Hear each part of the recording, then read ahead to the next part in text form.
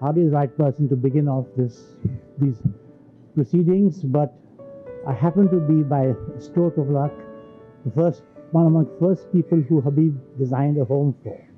We are here to remember someone who is very dear to us, an exemplary professional in his own field, and a kind and gentle and generous human being. I'm not really equipped to talk about Habib's education or early life, but just reminiscence on our own relationship. He had built for Anwar Khandwala on the main rig road, and the house carried a board saying it was designed by Habib Fida Ali with a Hotel Metropole address. We went to see him in a first floor room that was converted into an office that he shared with Naushirwan Tawazji. Habib and I were visitors to a hillside plot for sale in what was a very desolate phase 2 in Defence. After standing on the plot for half an hour, he said, "Buy it." The design that he produced 2 weeks later was that of a house which remained one of his favorites almost to the very end. We have been living there very comfortably and happily for almost 50 years. Thank you, Habib Fida Ali. Architect and friend, and one of the handful of larger-than-life persons I have come across.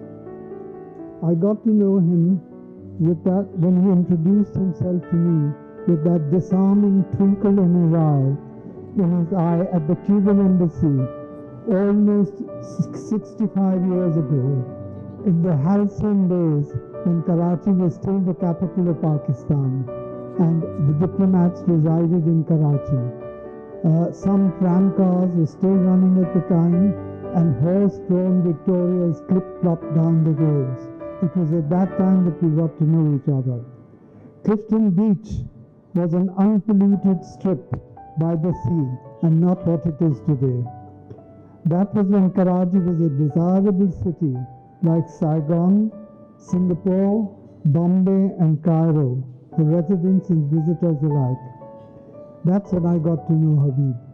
We were put together by a common friend, an architect, Count Ernesto Azzolin, who was working with the Greek firm of Doxiadis, which was under contract with the government of Pakistan to design the new capital of Islamabad.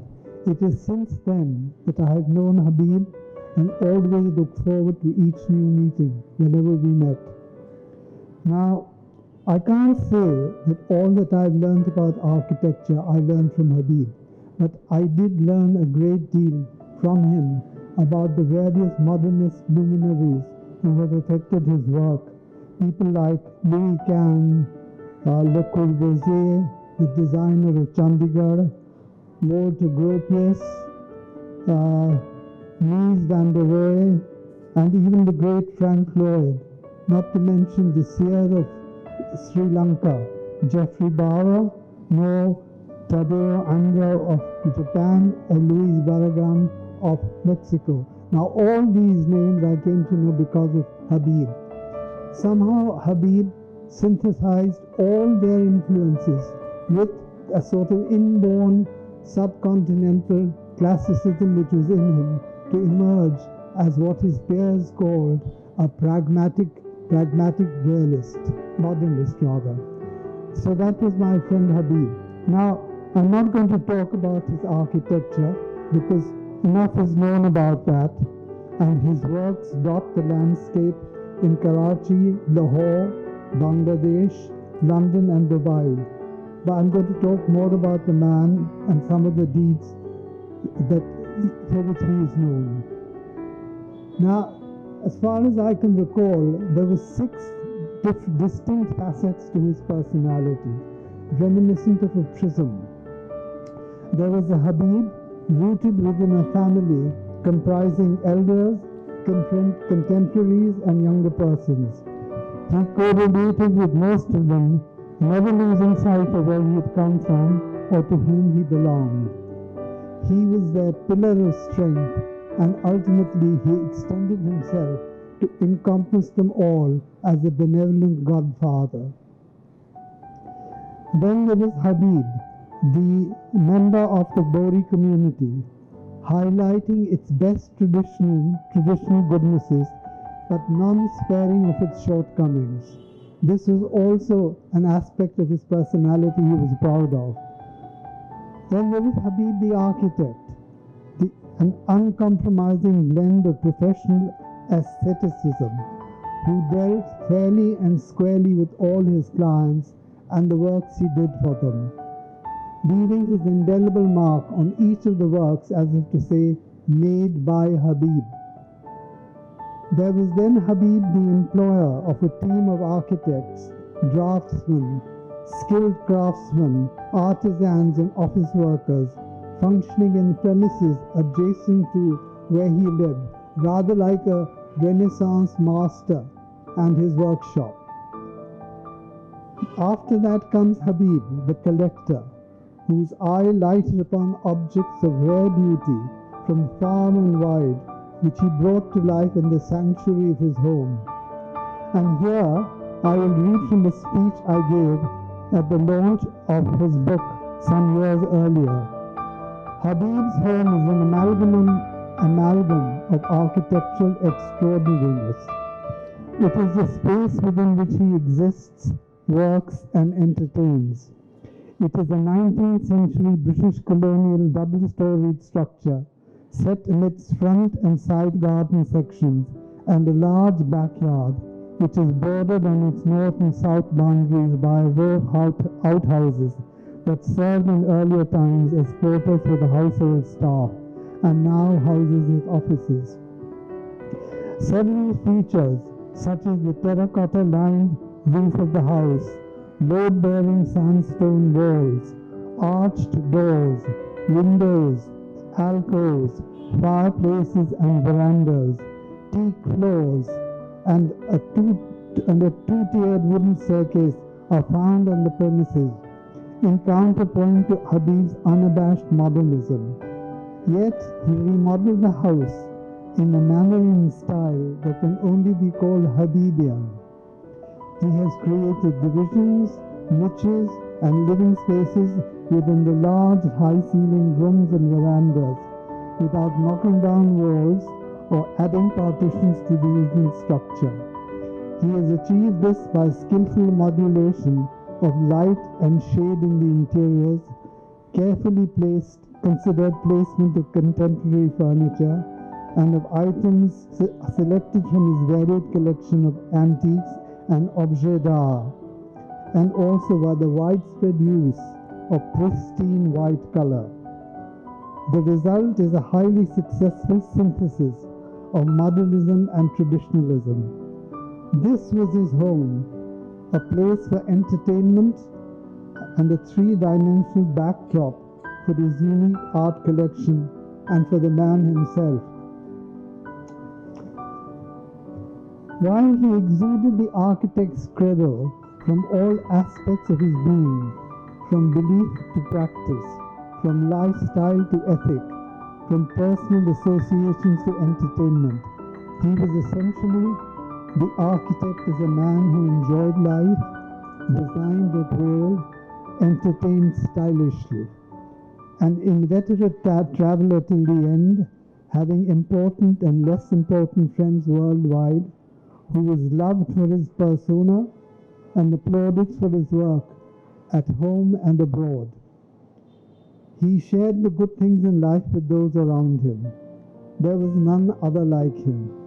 He was one of the few maestros of creativeness that Karachi could proudly claim as its own.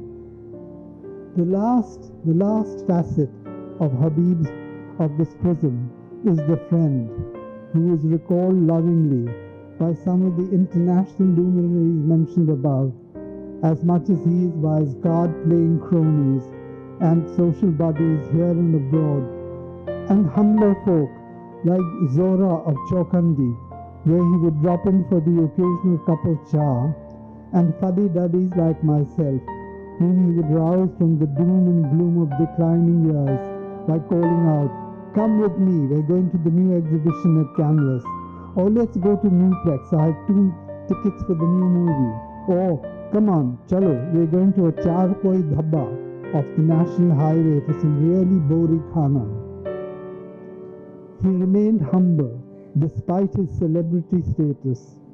He remained human despite the larger-than-life aura surrounding him. He was caring despite the shallowness and hypocrisy of the chattering classes. He earned much wealth and shared it discreetly with untold numbers of the needy. And when he fell, to coin a phrase, there was a fall, what a fall was there, my countrymen. He left an unfillable void, and for that I miss him every day of my life. Assalamu alaikum. Thank you for inviting me to address this august gathering of family, friends and colleagues of our beloved Habib. It's an honor for me to share space with some of the people I admire so greatly right here. Habib Fida Ali was a towering personality. There were so many facets to his character, and he brought many qualities to his relationships with many of us. And it seemed to me that he was most aptly named Habib, cherished, beloved, and valued. Or else, why would we all be gathered here? To me, he was always Ya Habibi. He would always refer to me as Rihana Bibi in his big, booming voice. Chand and I met Habib Fida Ali in the very early 70s, just before we moved to Karachi from Lahore. He was the most charming, affable and sought-after bachelor. Between the three of us, there was instant rapport. In those days, we all loved to party, but we would invariably gravitate towards each other, and we soon discovered that we shared many of our passions for paintings, miniatures, for sculpture and manuscripts. We were all three into films, drama and food, and there was never a shortage of things to talk about, to enthuse over new acquisitions. Habib was remarkably paradoxical in his personal life, just he was in his practice of architecture. Born into an orthodox and conservative Bohra family, he was a rebel whose passion was films, and he indulged his fascination by running away from school to watch movies often. His love for theatre and movies stayed with him to the end of his days, and his eyes lit up when he talked of a theatre or movie experience he had just had. A confirmed bachelor, he was the most devoted family man. He couldn't do enough for his siblings or his nephews and nieces.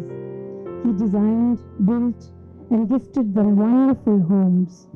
He gave them more than avuncular affection. He was a role model to them, and indeed to generations of architects and interior designers that he mentored.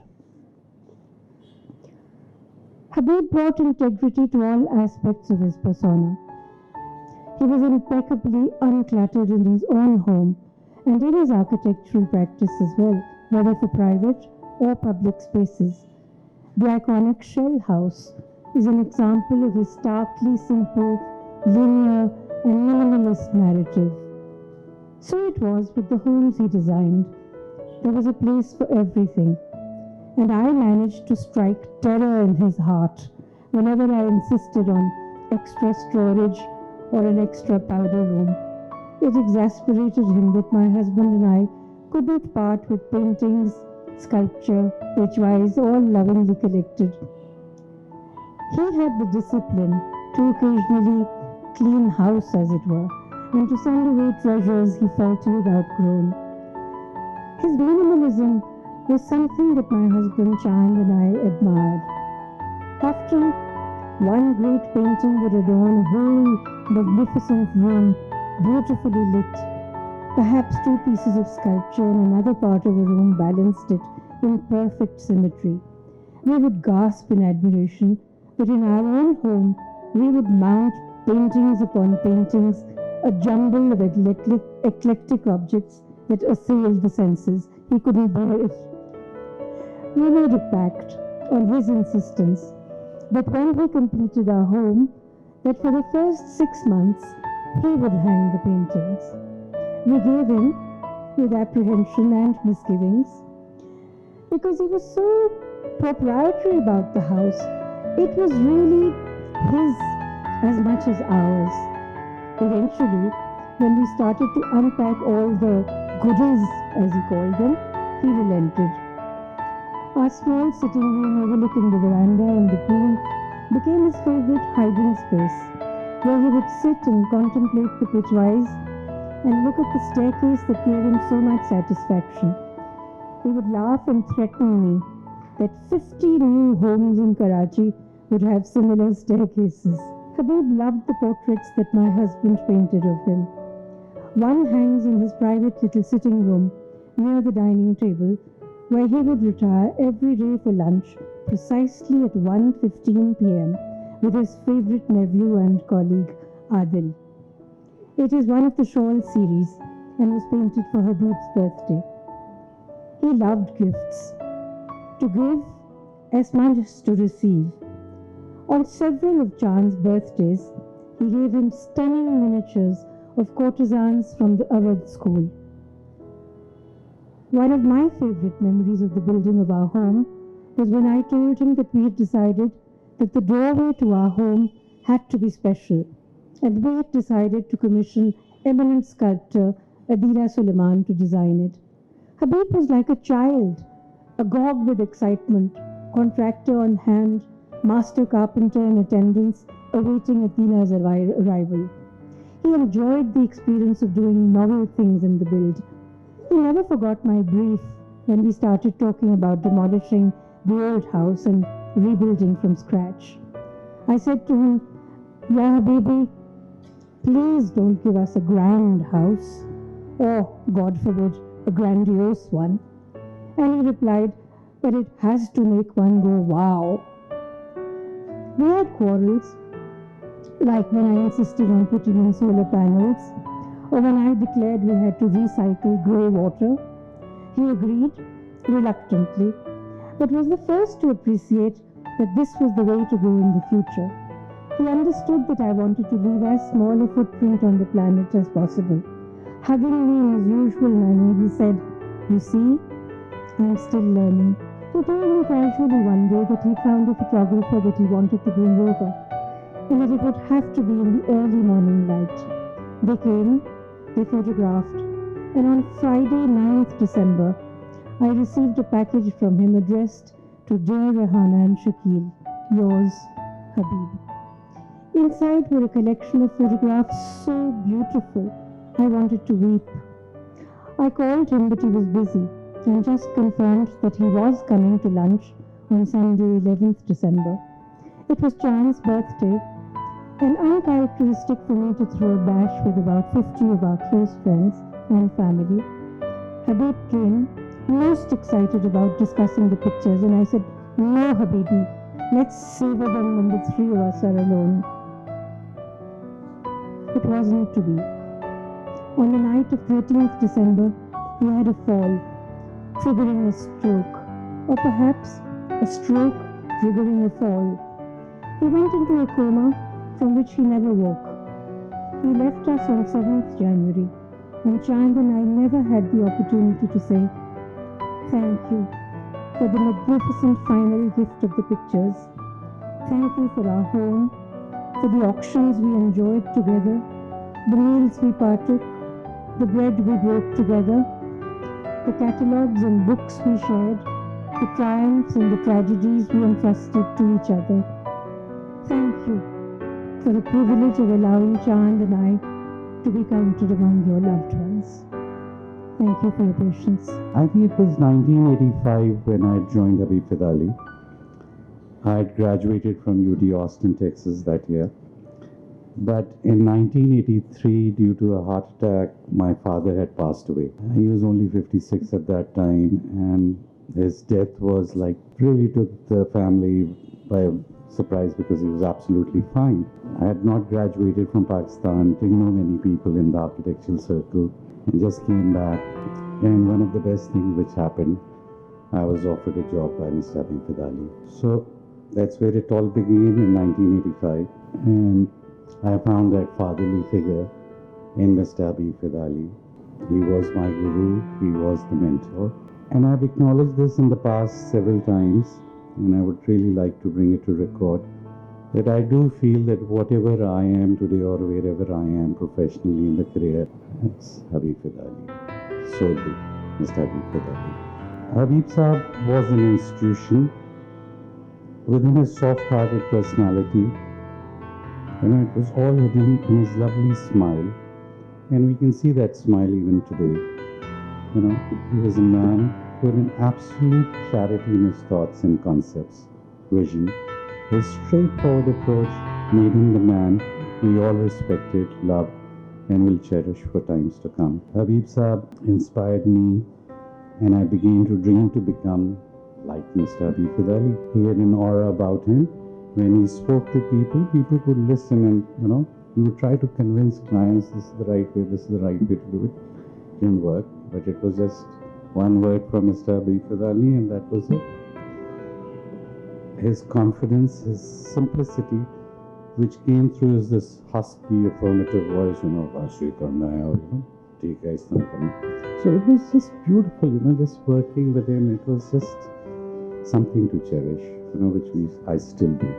He respected and loved his profession, and at the same time, loved and cared for the people who worked with him. And we were just like family to him.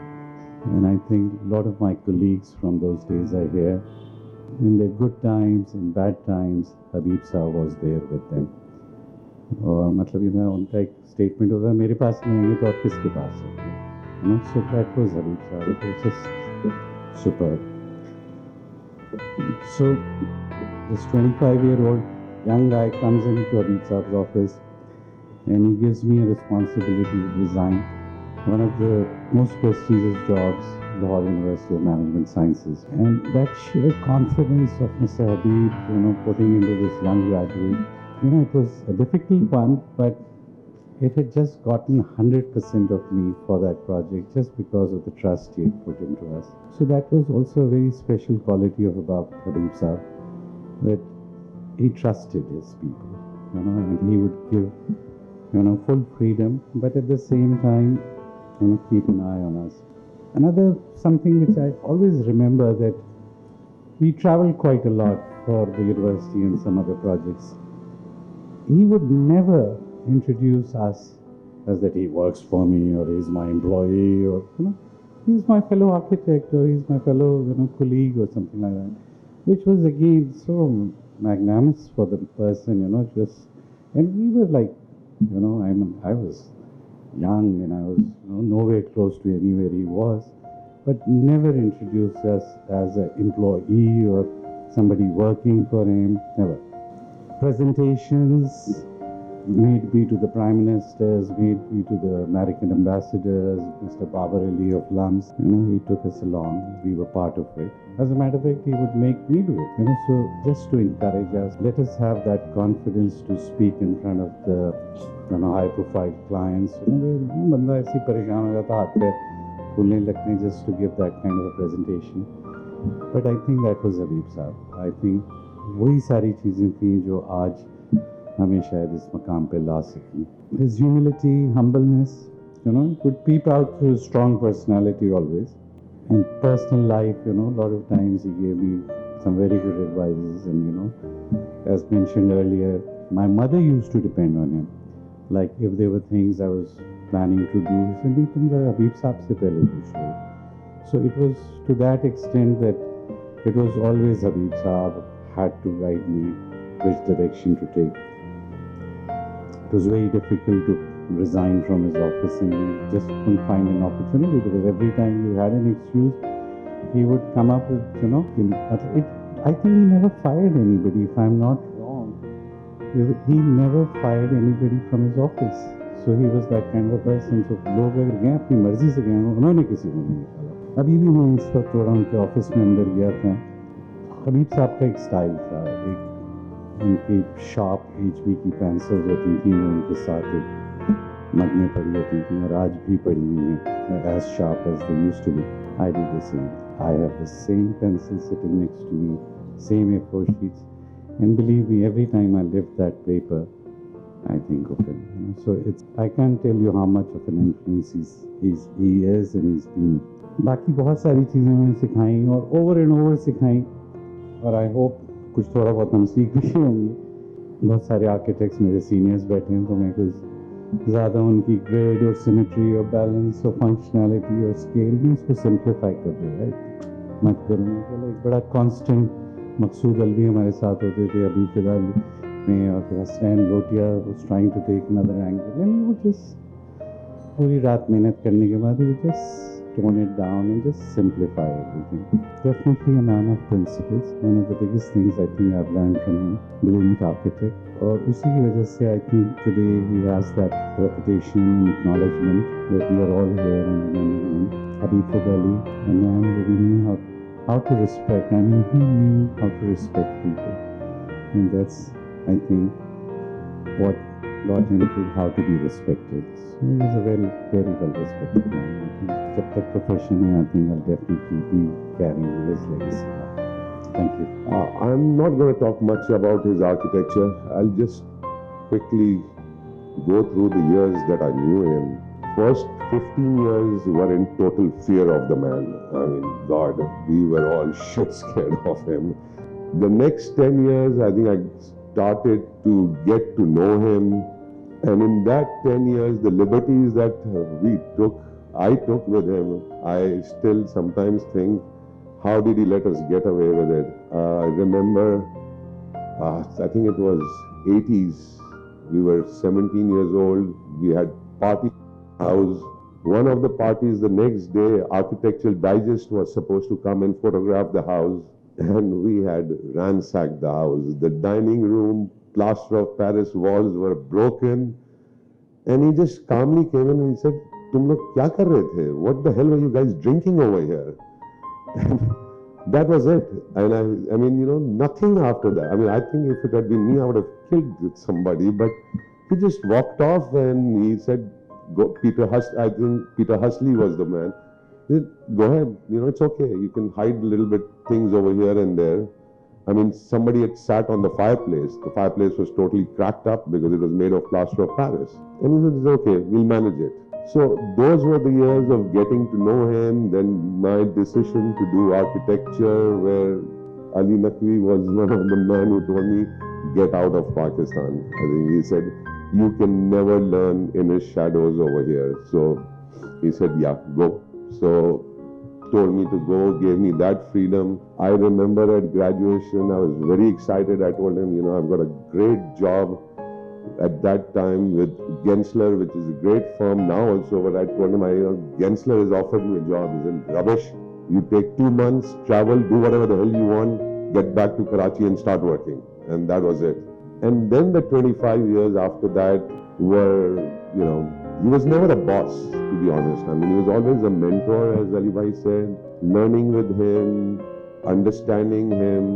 But about a year ago, I realized, more than anything, he was a friend. Because we used to have lunch.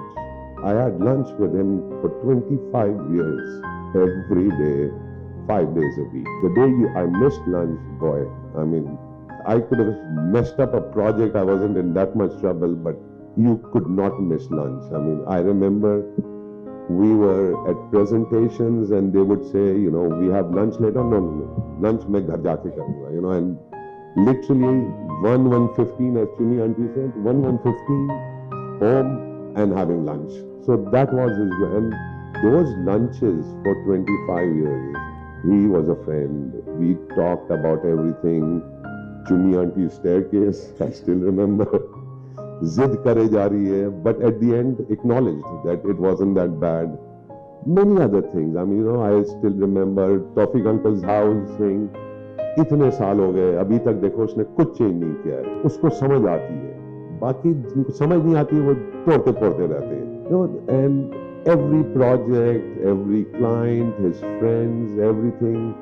We used to chat, and I now realize I used to talk a lot to him. I guess he knows a lot about me, but I don't even know what he knows because we just used to talk. So that's what he was.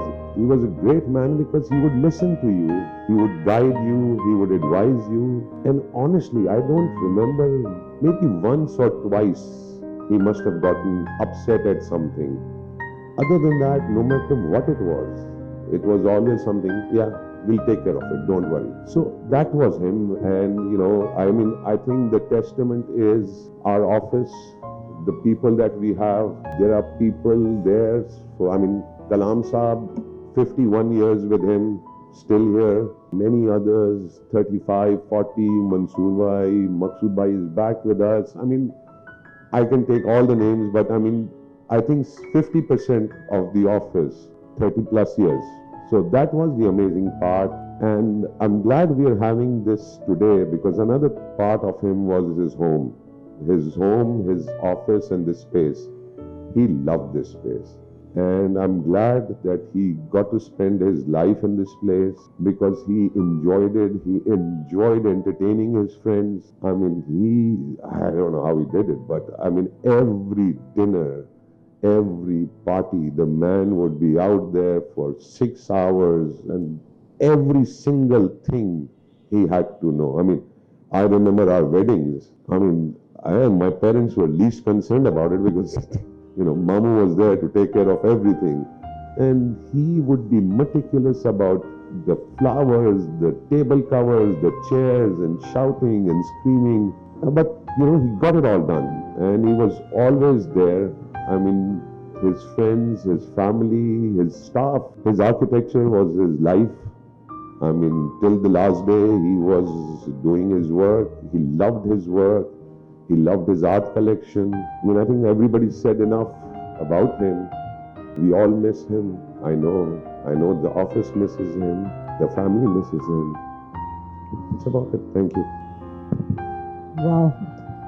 I have to say that when he was disposing of a lot of his collections, and he had an exhibition at Zorapas at Chokandi, I bought one of his pieces also, and it's in my office, and I see it every day, and I think of him every day.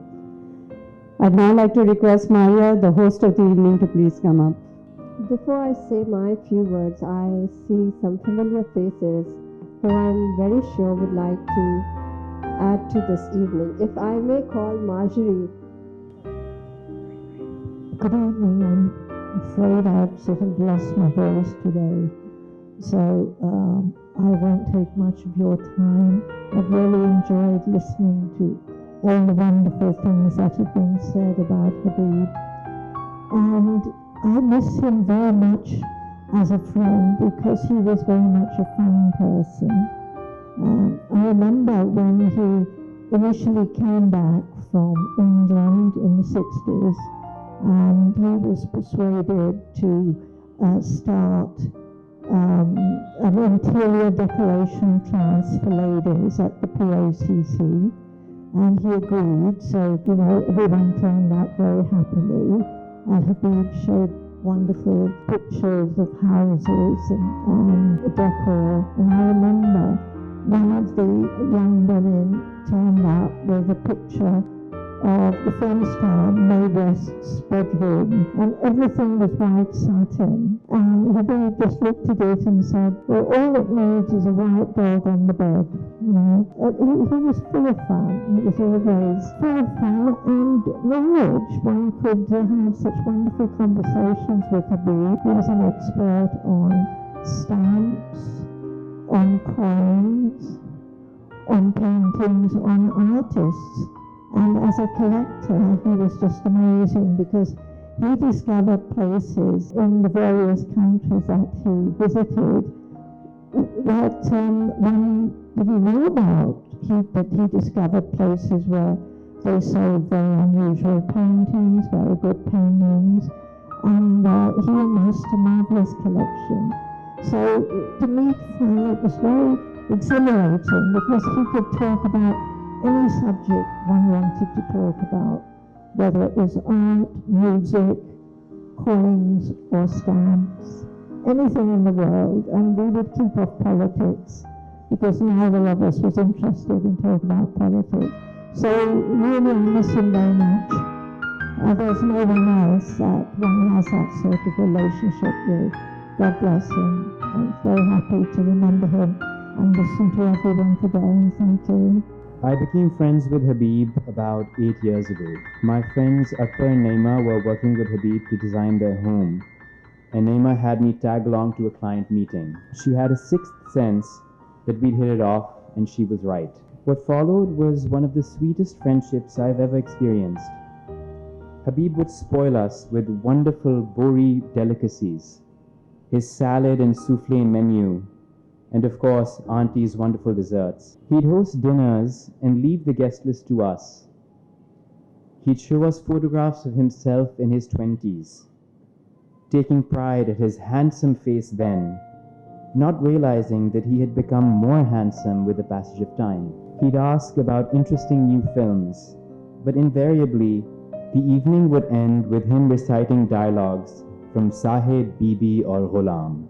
Habib would share his deep knowledge and profound understanding of aesthetics with us, not as an authority, which he was, but as a friend, a yar.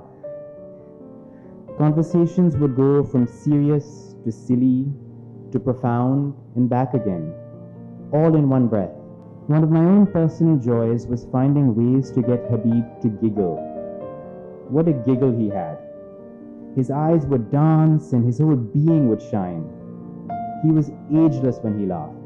For the last 5 years, Habib made the effort to take the Madison Avenue bus uptown to my home in Harlem every time he came to New York. I would organize a lunch for him, inviting different sets of friends each year. The year I invited young musicians and writers, he was enraptured. The next year, I invited some Pakistani aunties and uncles, and he was not impressed. Habib was most himself around creative, free spirits. After all, despite his unparalleled professional accomplishments, I think that's how he saw himself. No one knew how to enjoy great cities like Habib. The best Chinese food in London, the best antique shops in Bangkok, the best ice cream in Karachi, Iceberg. Weeks before touching down in New York, he'd already have pre-ordered theater tickets and scoped out the most interesting art and photography shows. His itinerary was always so packed. His love of culture and zest for life were epic. It was never lost on me how fortunate I was that he'd make time to come for a meal at my place. During his trip to New York in 2015, the universe gave me a very precious gift. I had gone to see an art film downtown with some friends, and we ran into Habib in the lobby on what was his very first night in New York. We hadn't even had our phone chat to plan out our lunch uptown yet. We ended up seeing a second movie with Habib, and despite his complaints about jet lag, we forcibly took him for a welcome meal. He was only in town for about 9 days that trip, but I managed to see Habib 4 times. None of us knew that it was to be his last. On the Monday of the week that Habib fell last December, Naima, Habib and I were negotiating dates for a small dinner at his place. On Wednesday night, I received a message that Habib was hemorrhaging and needed blood. I drove to Hosseini Blood Bank in Soldier Bazaar at midnight. He had always been such an incredible friend, so generous and kind. I finally had a chance to do something for him. I watched the plastic bag fill with my scarlet blood and imagined it coursing through Habib's arteries and veins. How I wished that blood from my body would help bring him back to health. The following week, as you'll all remember, was touch and go. About a week later, he was gone. I miss Habib, his warmth, his generosity, his zest for life, his ever-ready giggle, his beautiful aesthetics. How lucky we are, though, those who loved him and were loved by him, to be able to come together and celebrate him like this. He has left us not only with beautiful memories, but monuments of good design all over the country and beyond. We can walk the homes, plazas, and universities he designed and feel his eternal creative spirit. And even when we pass, Habib Fidali's design will remain a gift to future generations. Thank you. Today's evening was a very selfish motive actually. For me to come up with this was purely on a self-based program. I have an unfinished conversation with Habib and I can't seem to get over it. It was the 25th of November 2016, the day of the book launch. Habib was calling me and I missed his call. And after that, I left very soon. That very night I left and I was unable to connect. The next thing I know is that he has been taken to the hospital. And of course that conversation never happened. For me, Habib was, well, just to say larger than life, he was even much more than that. I met Habib when I was doing my dissertation at Indus and I was working on a grid and I was advised that I should go to him. But the very first day, I was so awestruck and I was so fearful of the man that I ran. And I only came back once the dissertation was over. He read my conclusion and he said, "Kuch behtar ho sakta tha," and that's it. But after that, we met, we became friends, and he guided me throughout. The year ADA was launched, he forgot to call me Maria. From that day on, it was Maria ki ada, never just Maria. He was my worst critic. He would laugh at everything that I would place in front of him. And then he would go about it in such a beautiful way as to tell you this could be also a direction. And to all those lunches that Adil mentions, no work can be discussed. Yes, you can discuss yourself, you can discuss your travel, but no work. That was Habib. He had a very wicked sense of humor as well. He had names for each and every one. He had nicknames for the entire fraternity, which I will not be able to share. And the jokes that he cracked, they were hilarious. But he would say those jokes in such a poker face that you would be stunned as to, is this correct, what he just said? And then he would give his booming laughter and then you would know, yes, you can also laugh. That is what Habib was. I mean, I can just go on and on. I can write a book on him as to what he was. But I think we've heard enough of Habib today. And once again, I would request from the audience, if there is anybody who would like to share anything, please do come forward. Because these are the small minutes of time, moments in time that once they are gone, they never come back, as I still recall my painful missed call by him. I do have an email from a friend of his which I would like to read. Habib's death leaves a huge hole in the lives of those who loved him. And I've had to spend the last 12 difficult months adjusting to and having to accept a life without him. Last year, his country honored his talent, which adds to what all his family and friends have known for many decades. Habib's time with us was the epitome of a life well and fully lived, and I've been blessed to have been a part of his life and to have been him a part of mine, dear friend, for over 60 years. Habib's joyful enthusiasm for all that interested him, his work, creativity, the theater, the movies, the collecting, the travel, he relished, kept him mentally alive even while his body slowed down. But I know that I am with his family and his friends who were to him more important than anything at all. All of us endlessly benefiting from his generosity and concern, sharing his knowledge and ideas with everyone who came into this ambit, and charming us all with his wit and spirit. We all remember him in our own personal ways. He's sorely missed. With the fondest of love, Roy. With that, the evening comes to an end, but like all events and any projects, nothing is done on a single-handedly basis. I cannot take the credit of this evening today. This could not have been possible without the generous support of IIL and ISL. Of course, my own team members, which is Sana, Khadija, Sophia, Aisha, Faiza, and Umar. And of course, the HFA office, who generously, while we were working out the dynamics of where to actually hold the event, nothing could have been a better place than this. And I thank HFA officers for that. My sincere thanks to all the speakers and everybody who's joined us, to this wonderful audience as well, who are here today. Last but not the least, I would personally like to give a warm thanks to Shahid Abdullah Sahab, who really re-identifies new ways for me every time I'm stuck. Thank you, Shahid Sahab. Thank you all for being here today. Thank you so much.